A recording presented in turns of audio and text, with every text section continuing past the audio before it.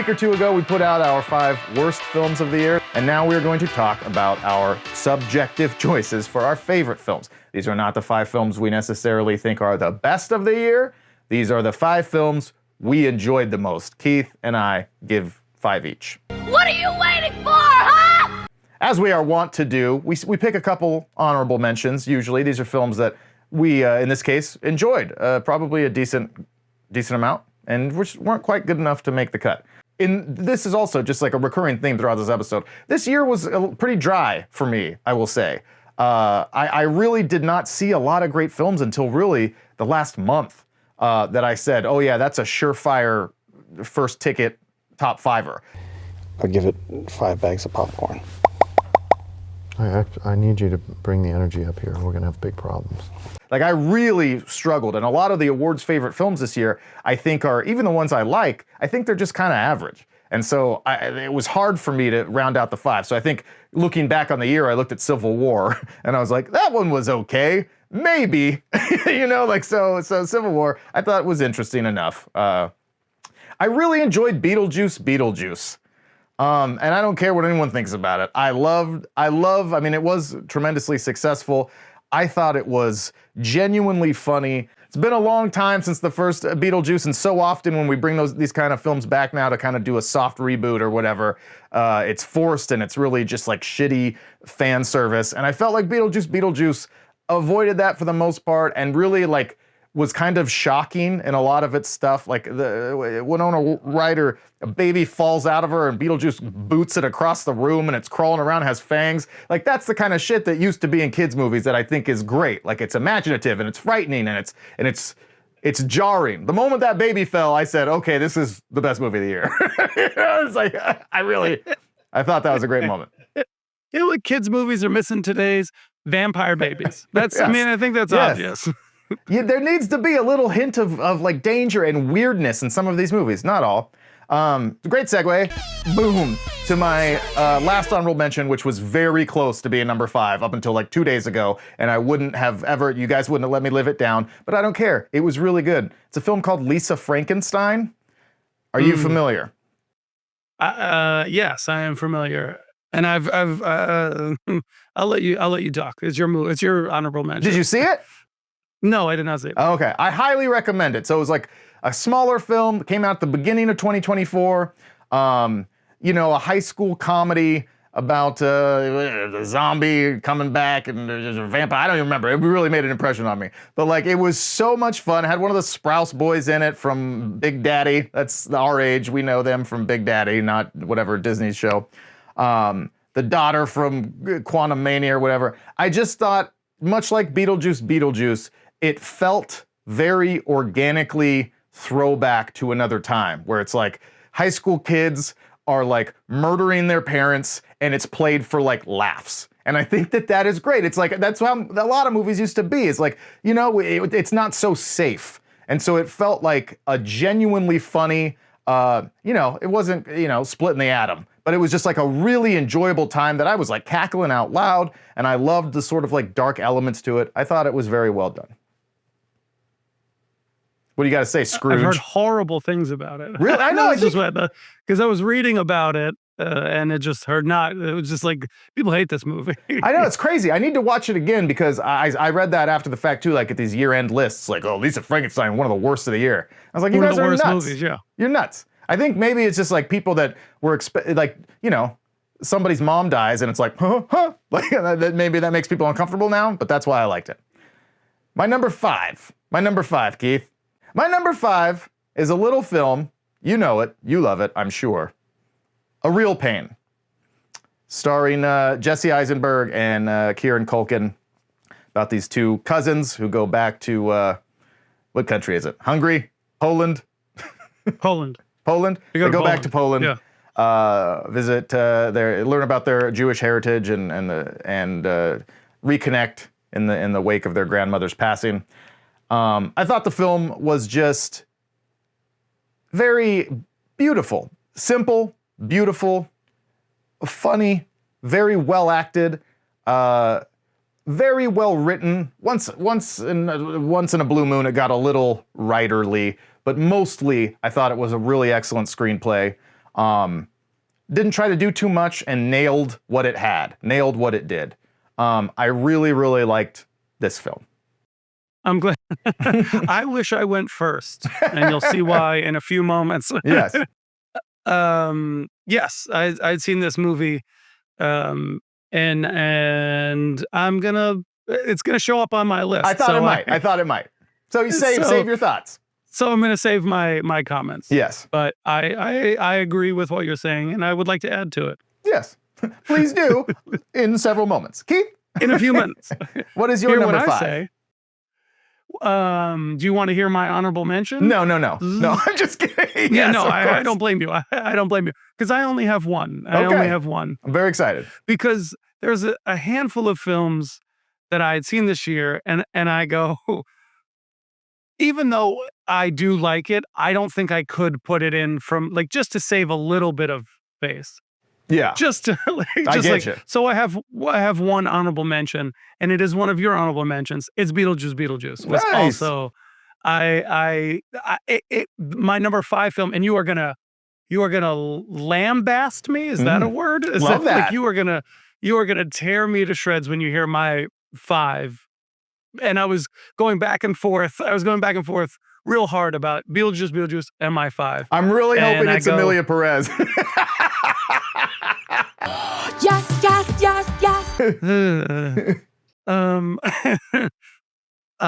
But Beetlejuice, to piggyback off of what you were saying, I watched it and I said, this is how, if you're going to do something 20 years later or 30 years later, however long it's been, 40 years later, Yeah. it might like if you're Seriously. going to do something that long, like Tim Burton is doing a great job at keeping the soul of this, what made this film great then today, and not sort of compromising on certain things. And I think you mentioned the baby, but really the aesthetic just really translated this many years later in such a palpable, tangible way. Yeah. And even though I think I wanted more Beetlejuice, I was a little disappointed that there wasn't more of him. I feel like he only came in at the end. Yeah, you're incorrect Really, though. where You're he- incorrect on that. I'm here for him. I'm here for him. I wanted him to interact with Winona Ryder more. Like, I don't know. He's not even in the first one all that much. It's like a little. No, I know he's not in the first, but now we're here for him. A little bit goes a long way. That's my personal opinion. It still felt very true. Not like the suits got in the way, for Totally. lack of a better way of Totally. saying it. And I appreciated that. Whether I like the overall story, the third act gets a little weird a Yeah. little bit, but I would totally forgive all that stuff because great, I'll take this every time versus Ghostbusters Frozen Tundra, Yeah. where I go, this is not even close. Might as well call this something completely different. Yeah. This is not what the core of Ghostbusters is. Totally. So I agree. A lot of practical work. A lot of practical work in Beetlejuice 2, which I Absolutely, appreciate. yeah. The set design stuff, Yeah. the production design stuff is fantastic. Yeah, I would say a lot about that film. Now's my chance. So my film, the film that comes in at number 5, and I'm nervous. I truly am. But I fucking liked it. But I liked it, guys. I did, and I'm sorry. I enjoyed it. Is My it number Saltburn 5. again? It's Saltburn 2. Still burning. No, it's Unfrosted. Wow. The Jerry Seinfeld comedy film about Pop-Tarts. Wow. I know. Everyone has turned this off. Well, a lot of people have, but I'm Yes. still here with you, Yeah. Keith. I'm still here with you. Why I enjoyed it so much, there's only one part I didn't really like, but that movie was a comedy. It had big comedy stars. It felt like a comedy thing. There was a lot of different bits, a lot of different funny characters, a lot of different funny situations. It just felt like a comedy film to me in a really good way. And I just had a good time watching it. I wish I could have seen it in a theater. It felt more of like a comedy moment to me is the best way I can sort of describe it. But that was, that is killed because, or cut short, I should say, because of the Netflixification of here today, gone tomorrow. Yeah. But I think that reminded me of a comedy film that would have done really well in the past. It was very satirical and very like it knows it's a comedy and it's out to have fun. It's not out to take itself too seriously. It really towed that balance to me. And just seeing funny face after great comedian after great comedian like partake in this. It's like, yeah, everybody showed up for Jerry Seinfeld. And like I just love that energy. I just love that, hey, we're gonna come, I'm gonna do a bit. Bill Burr's gonna show up, he's gonna be Kennedy, and he's gonna do a couple jokes, and we're gonna move on. Yeah. Awesome. I love that. I just love that energy from that movie. I truly disliked the January 6th take. I don't know if you've seen the movie. I saw a lot of it. I didn't finish it, but it's not because I like hated it. Oh, we got to turn it off. I probably saw half of it, and then we like went to bed and didn't love it enough to pick it back up to the come next back day. to it. Yeah.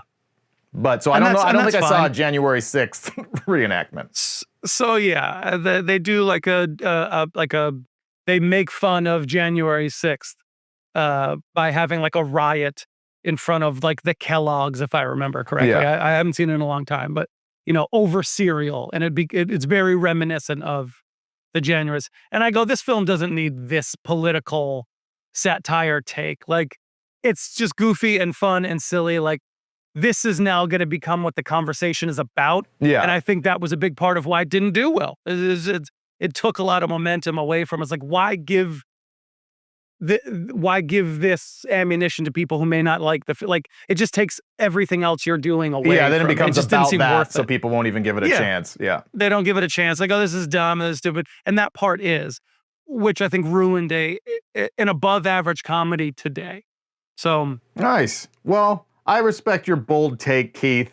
thank you. I thought it would I didn't like it was a couple eye-rolly moments, but it was like you're right that it was so overtly comedic. Like it's not trying to be anything more than just like funny, stupid, funny, make you laugh, and like lots of funny people coming together to do it. Like I really didn't hate it, so I'm not gonna lambast you. The world will. The internet is going to. Yeah. I just enjoyed it. I just really enjoyed it, and I love comedy, obviously. So it was really fun to watch. Yes. For me. Oh, very good. Good for you, Keith. You live your own Thanks, truth. Everett. My number 4 film is a film I just saw like 2 nights ago, finally. It's the one that kicked Lisa Frankenstein out of the top 5. Thank you, Jesus. Was a film called Sing Sing. You familiar with Sing Sing?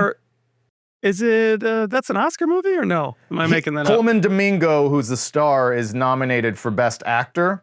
There you go. And strangely, I don't think anything else is nominated. It was sort of like a fringe Best Picture contender, and was probably like 11 out of the top 10. Like it was just kind of right there. I think. I mean, it's better than a couple, at least, of the films I've seen that are nominated. So I think it's certainly deserving. Sing Sing, for those who don't know, is about incarcerated folks, prisoners at the penitentiary, Sing Sing, who are involved in a theater production group, and they put on shows, and they sort of like are dealing with the emotional challenges of being locked up, and the performing and the camaraderie between these actors and stuff on the inside really helps them learn about themselves and just have a little more vulnerability, and I think it's just really good.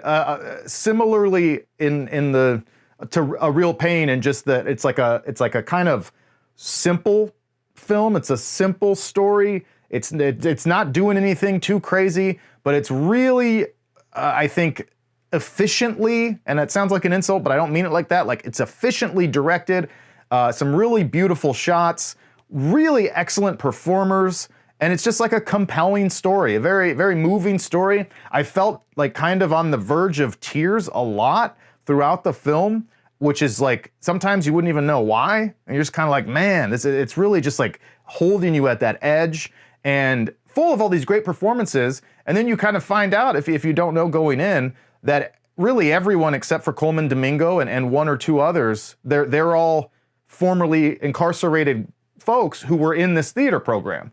So they're not like full-time Hollywood actors. They're just these guys that were locked up, and they're like playing themselves. And one of the main characters, sort of the supporting actor who should have been nominated, I'm sorry I don't know his name off the top of my head, this great actor, gives this menacing, vulnerable performance. He's played by the guy who he was. And so he's the executive producer of the film, along with the character that Coleman Domingo's playing.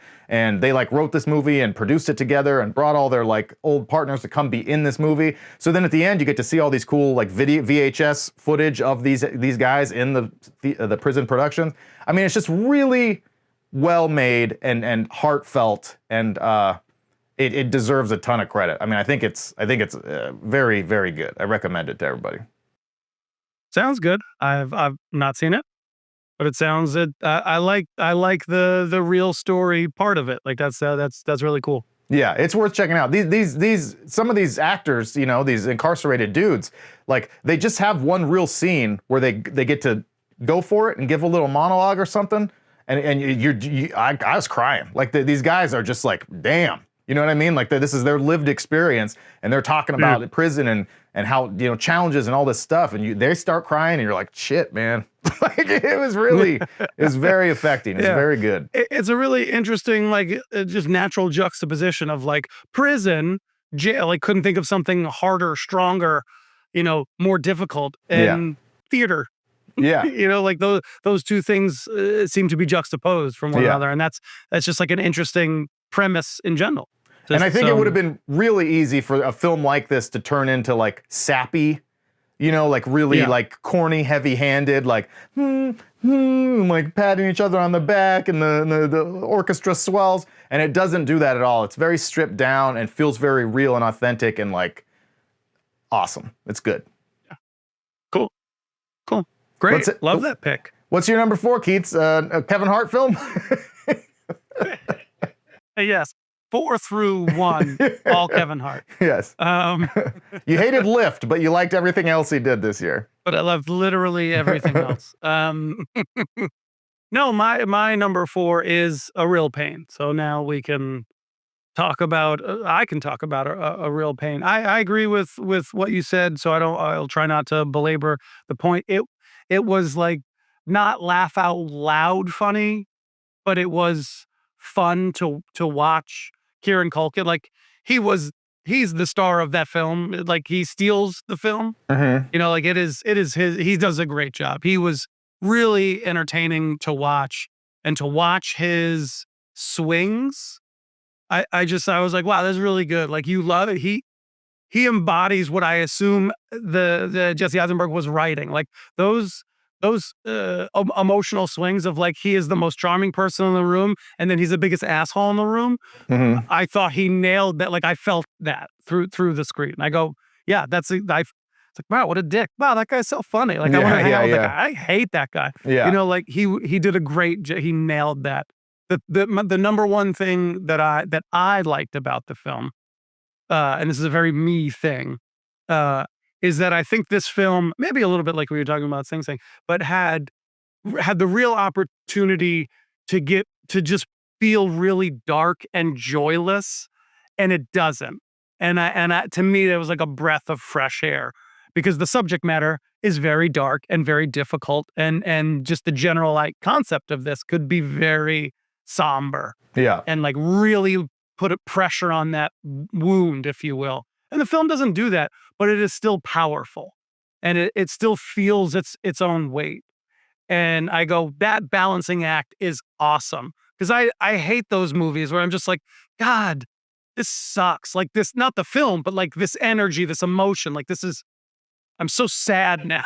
Yeah. And I felt like the meaning of it, but I don't feel like shit watching it. Like, again, this is just me, my interpretation of it. So I thought that was great. I really enjoyed it. It's not like too much of a downer, but doesn't lose its character and weight and emotional heft. Awesome job. Yeah, absolutely. I'm curious, not to be the downer myself, but I'm curious like how long Kieran Culkin can kind of ride this like everybody loves him thing, because like he is fantastic. I don't think much longer. No, I know, but the pendulum People will turn. The pendulum always swings back, and it's like people will turn. and especially for somebody like this who's like a great actor, gives a really great performance, but it's a very specific thing that he seems to be really good at, which is this like funny, charming prick, like manic prick. And it's like he's very similar to that in Succession, you know, which he won all this praise and awards for, and now he's coming out and he's doing this movie and he's doing kind of a very similar thing, and it's like that is going to start to wear thin on folks, because he also seems like he's like that in real life, you know, like when he gives his speeches, he's manic and kind He's of a really prick all and over the place, kind of yeah. funny, and you're just like, oh man, this is it's going to come back down to earth, and I feel bad for him, but he's certainly the favorite to get that Oscar for supporting actor, and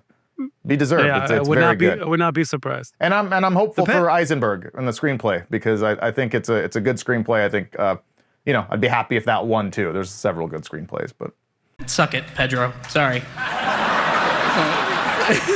number three, a film that I enjoyed so much this year that I had to do a little hot rev about it. If you recall, it's the film Hitman, starring Glenn Powell. This is my list? No, Come on, no, this and let me is- tell you why, you prick. Shut up. This is crazy. This is a crazy list now. I really enjoyed Hitman, and again, these are subjective. Okay, subjective. These are what we enjoyed, and I loved it. I thought, in short, it is everything that most like modern popcorn films are not. It is a excellent version of that. It's not so gigantic. It's not world-ending stakes. It's just like a star, a funny script, a very like skilled director who doesn't make it do too much, but then also tries to introduce a little bit of like challenging stuff at the end of like concepts of like, oh, how does this make me feel?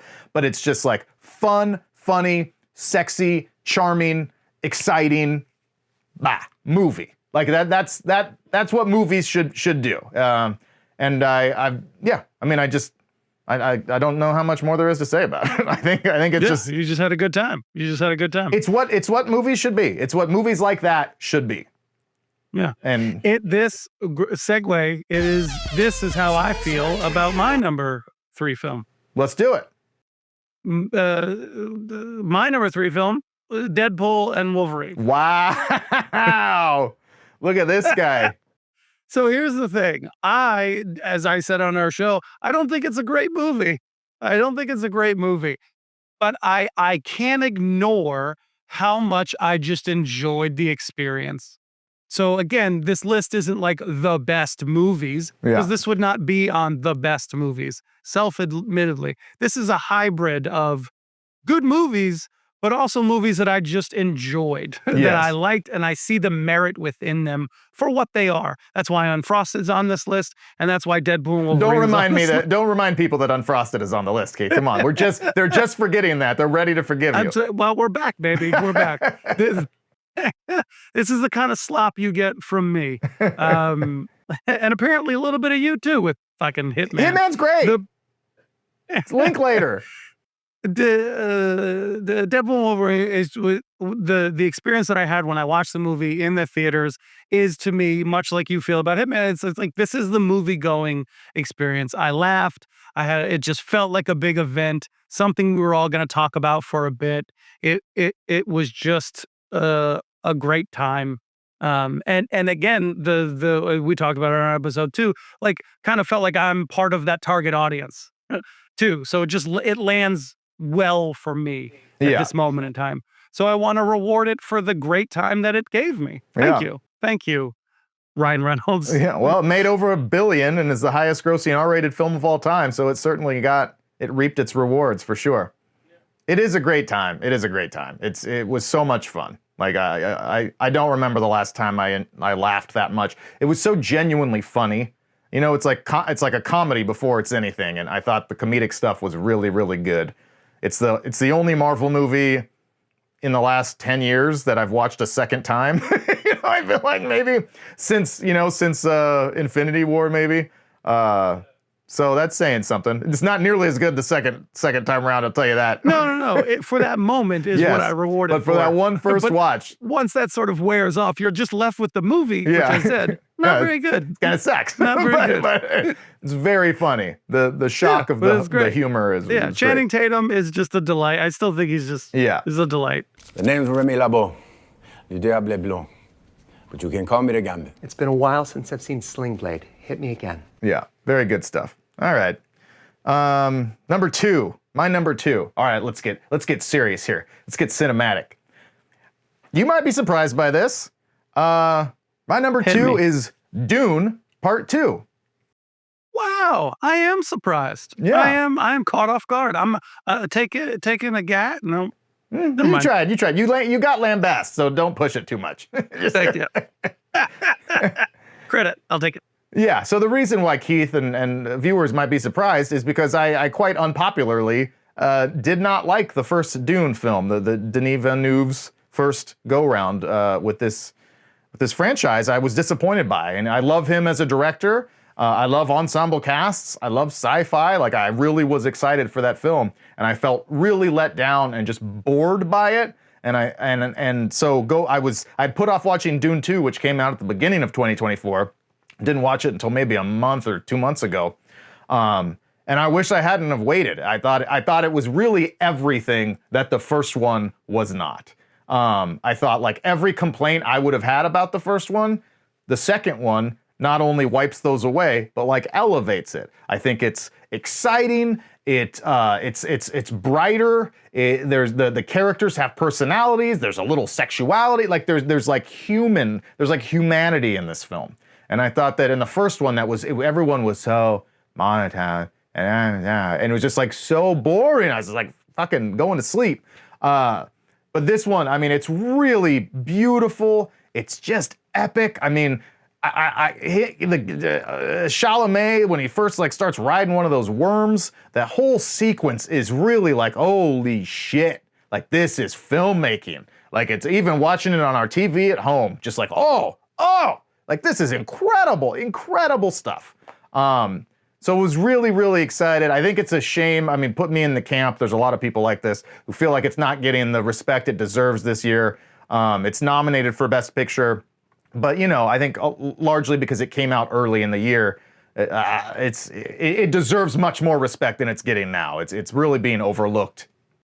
Do you think the success of the first one, because it feels like to me from a distance, obviously, the first one had so much heat to it, also nominated for Best Picture, does that hurt the sequel, even though the sequel's better?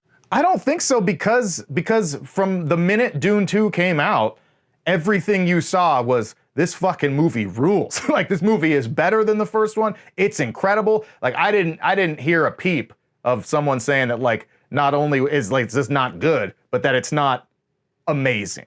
So, but from an awards standpoint is what I'm saying. Not that people don't like it, but just like the momentum from awards. Is it feel like, oh, we've just done this already? We've just celebrated this film. I posed the question. Maybe. Off. Who knows? I think it's weird because it seems like, to me, the kind of movie that everyone in Hollywood, including the voting bodies of all these awards shows, would want to be rewarding. It's like, oh, they're hiring a bunch of actors, they're making big IP films that are like good and well crafted and smart and not watered down for children. Like these should be things we reward. So it's strange. It's kind of faded a little bit from the collective consciousness. Yeah, it's just timing. So don't put out your good movies in February. I guess, but then this year was such a weird example of every awards movie comes out on December 28th. It's like, okay, this is why our best of the year is coming out in February. Like they dumped them all at the end of the year. We couldn't watch them. I know.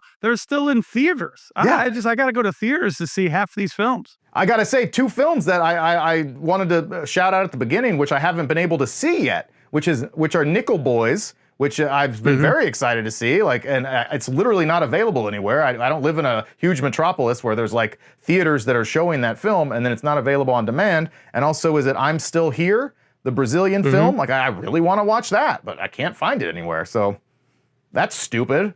Like, that's a stupid way to run an Oscars campaign. Like, those films should be available. Voting ends Yeah, in yeah. like I next think all week. of these films need to be readily available for the public. But that's a whole nother conversation, maybe for the pod. Maybe for the about pod. how to get more excitement around the Oscars. It should be an entrance point for people. The Oscars is like the Super Bowl. It's an entrance point for a lot of people. It should make people want to watch films. Like, you can't wait for next year's football season after the Super Bowl. It's like, man, what a amazing, generally speaking, maybe not this Super Bowl, but you know what I'm saying? Like, I mean, I love this Super Bowl. This is the best Super Bowl ever.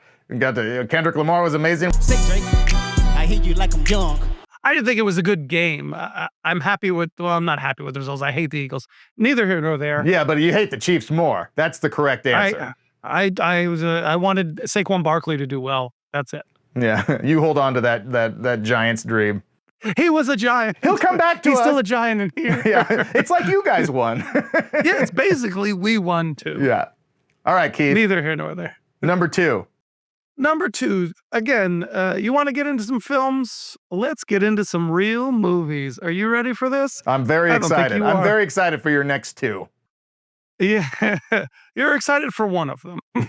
Definitely not the other. My number 2 film is Conclave. Oh, look at you being a Yes. film guy. Yeah, there you go. You're welcome. Wow. No explanation needed. Yeah, No, well, that, I'd like to talk about it.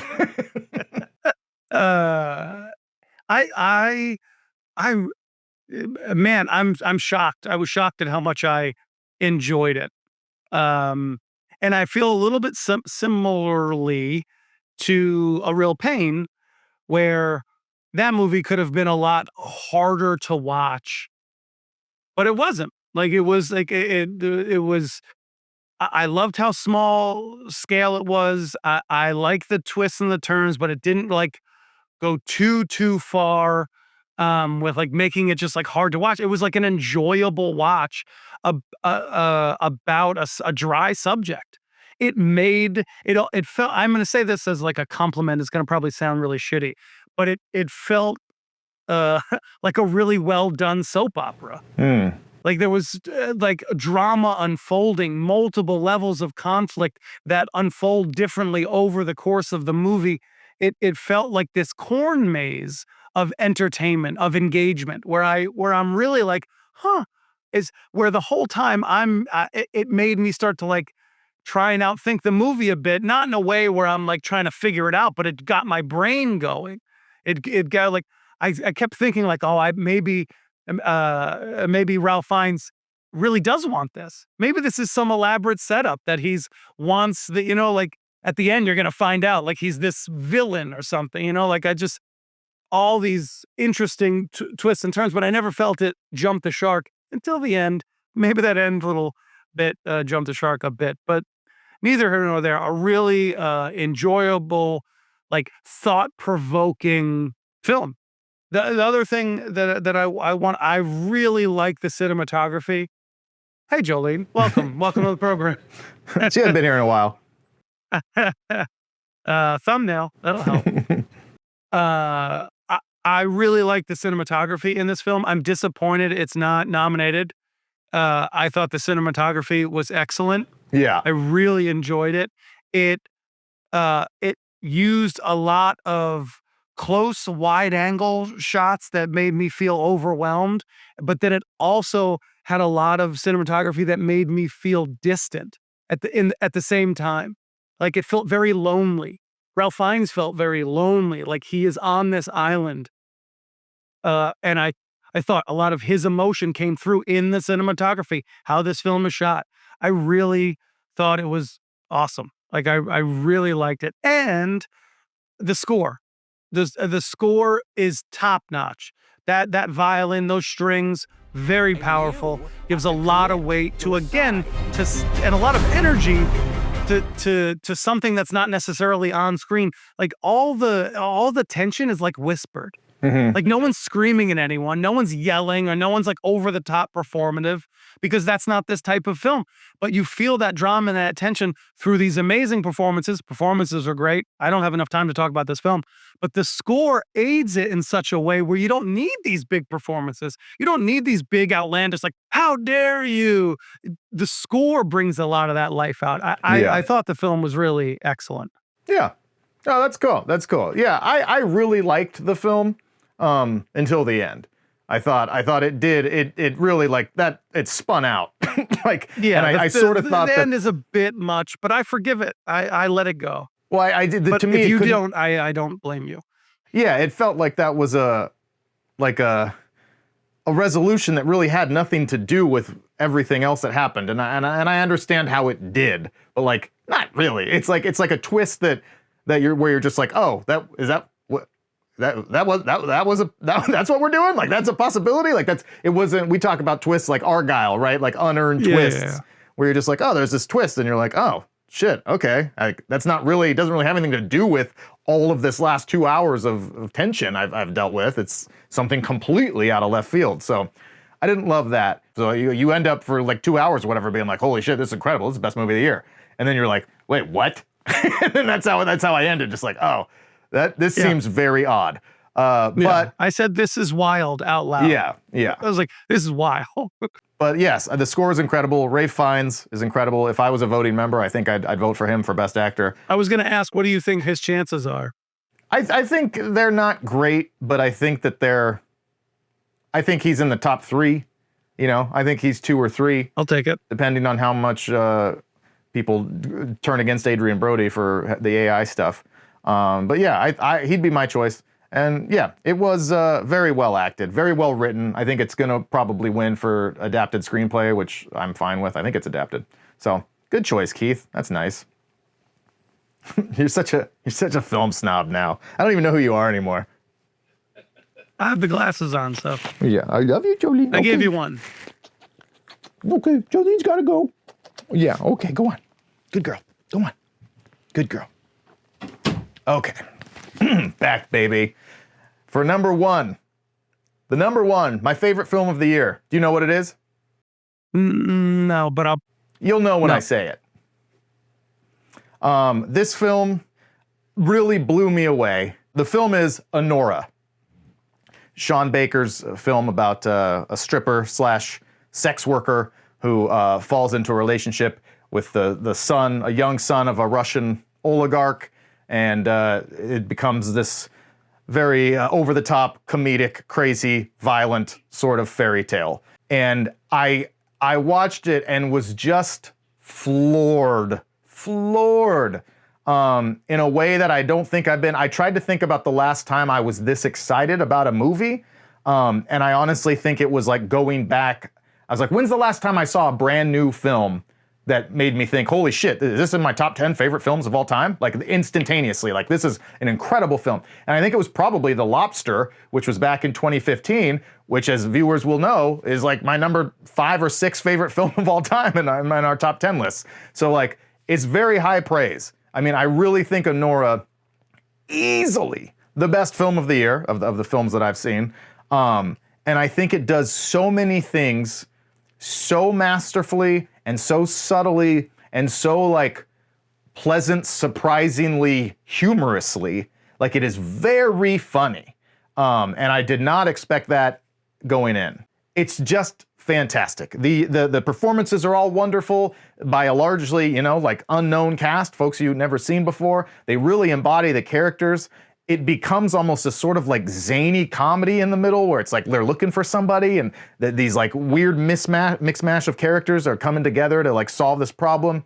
And it's like, and it's really sneaky with its depth. What I'll say in closing about it is like, what I think it does so well is that it's hilarious and is kind of twisted, but it's also like accessible. I think the humor makes the film more accessible than maybe your typical like artsy film or even like your typical Sean Baker film, where it's like a general audience could watch this and kind of be brought into like, okay, this is funny. Okay, there's a lot of graphic sex stuff and it's a little over the top here and there, characters, but like it's very funny. I'm invested. And then it really like, it does this really genius thing. I don't want to say too much because I don't want to spoil any part of your experience, but I think it intentionally brings the viewers along and makes it makes you feel like you're solving, like you see it coming, right? Like I've solved it. I know where this is going. And then it does that, but then takes it even a step further in a way that like it's like a very brilliant, subtle trick, and it packs a real serious emotional punch that you really don't see coming. And I just think like I'll sing its praises forever. It's a really great movie. I watched it the next day after I watched it the first day. I'm just like incredibly excited about this movie, and I think I'm gonna have a relationship with it for my entire life. Like I'm gonna talk about it and watch it forever. I don't think I've ever heard you talk about a film this way. Yeah, so Wow. it's the best film I think I've seen since we've started this show. You know, like it's really fantastic. Like That's crazy. It's a fucking great movie. It's a great movie. I'm uncomfortable. Yeah, I was very excited. I'm not used to this, but that's great for you. I'm happy. Thank you. For you Thank you. to have that experience. I've never had that experience with a film. So Yeah, it's fantastic. Lots of, you know, strippers. How can you go wrong, Keith? You get it. How long has it been since you've been to a strip club, Keith? I'm glad you asked. What time is it? Let me. How long ago was lunch? Yeah. They got wings. Yeah. Great buffet. Great buffets. It was just a top-notch buffet. Yeah. My number one film is I think very me. If you know me, I feel like you could see this coming. You want to take a second? I kind of thought your number one was going to be A Real Pain.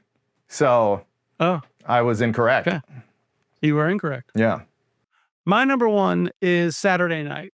Wow. I obviously am a comedy guy, and I love Saturday Night Live. So it's a little bit of a cheat code, I think, because I'm primed. The pump is primed for me to enjoy this movie. Although I would say I was a little bit skeptical coming in because biopics, I don't know, they're hit or miss for me, generally speaking. But I think it's a really good movie. I don't think it's a great movie, but I think it's a really good movie about a subject I love and am infatuated by. And I think it delivered a really solid version of what I would hope this film would be. I felt the stress of Saturday Night Live, and I feel like that's what the film did best. It didn't have to tell me all this robust story. I think the main takeaway from this film is just showing how difficult this is to do and all of the stress and all of the pressure and like how difficult it is to get this off the ground. Like what an amazing achievement, because all the odds are sort of stacked against this happening one time, but every time. Like to me, you just extrapolate that out. Now they got to do this next week. And now they got to do this next week. Yeah. And then another week. And like how amazing that is. And like what legends are built. What legends are built from this. So like, again, it's a little bit of a cheat code for me of how like impactful it is because I have all this context that I'm going into the film. But I did think the film did a good job of highlighting the stress. I feel like I've said it already, but I'm going to repeat myself. This has to happen. This has to happen. Well, walk with me here. Go with me here. Do this. What is it? This thing's on fire. This thing, where's Belushi? Sign the contract. What is it? Like all that energy was wildly entertaining for me. Yeah. I really enjoyed. I thought that I also really enjoyed the dialogue. It's a little writerly. It was what I can hear you saying, but they're writers. Like they're all comedic writers. Yeah. So everybody's tone of voice matches. Sorry, tripped over my penis. This movie, the dialogue in this movie brought me back. We've said it before on other episodes, like those old Hitchcock movies that have this really like sharp dialogue that's not necessarily like punchliney, but is really witty and funny and entertaining. Yeah. That's what this movie reminded me of. It just felt really sharp and delivered very well, whether it was like a big punchline or just like a playful jab or a quick quip, like it all was just hitting. It just, for the most part, everything just kind of moved forward and was really sharp. And I just enjoyed it so much. I got emotional at the end. Like, I hate to even say it, but like at the end, I was like, whew, wow. Like and I was like, what a big moment this is. And I really liked it. I really just, I thought it's a really good movie and a movie that I truly enjoyed. Yeah. So for that reason, it's my best movie of 2024. I thought it was garbage. How much did you hate it? How much did you hate it?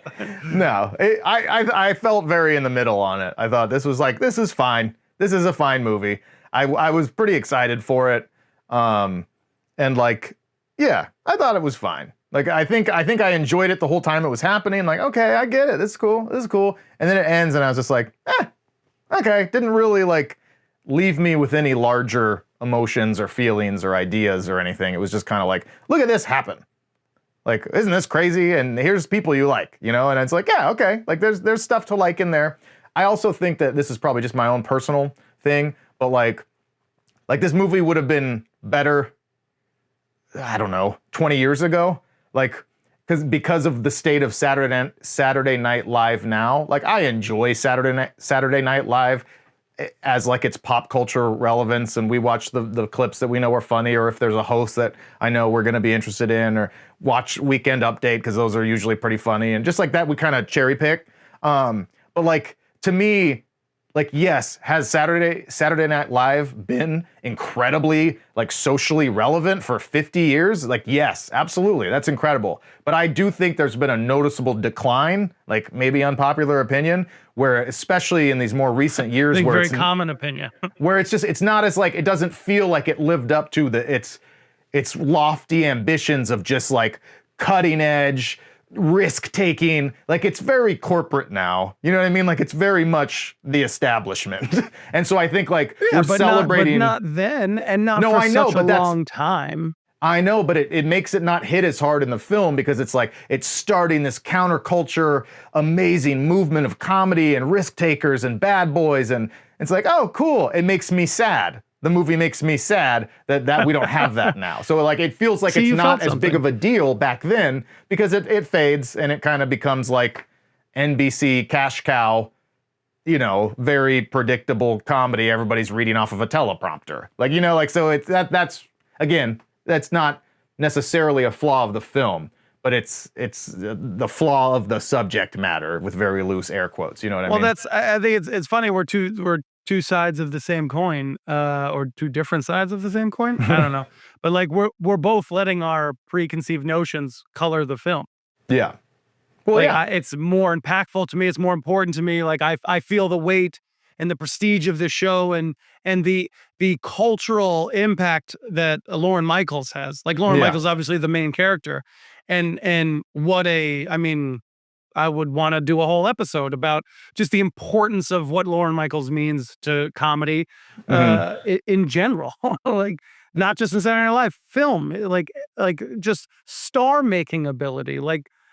And seeing like that, like I go, like not holy shit, because it's not like revelatory, but I just feel that weight throughout the whole film of how much I value what he has done and what the show has done. Yeah. Whether it's good today or not doesn't really bother me. I don't think the show's very good today. Yeah. But that it not being good today colors your opinion, and you say, well, the end of this story is not that good. Yeah. Because now it kind of sucks. So why do I care about the beginning if the end's not that good? Like, so I get it. I just think it's interesting that we're both letting the outside of this film color the inside of this film. Well, that's the nature of a kind of biopic or any kind of film that's telling a story of real famous people that we all have a connection with. We all have some relationship with SNL. That's baked in. It's fine. No, I'm happy you enjoyed it. That's great. We no, you're not. We you're celebrate each other's happiness here. We celebrate it. Yes, thank you. And we celebrate your happiness. We're not just Scrooges who hate on films all the time. There's, you know, Keith's sitting here talking about Unfrosted, for God's sakes. How Scroogey could we be? There are at least 10 movies we like this year. Yeah, mainly, mostly. All right, Keith. Well, anything you want to add for the good folks at home? And I can't wait to do it again next year. See y'all next year. Maybe.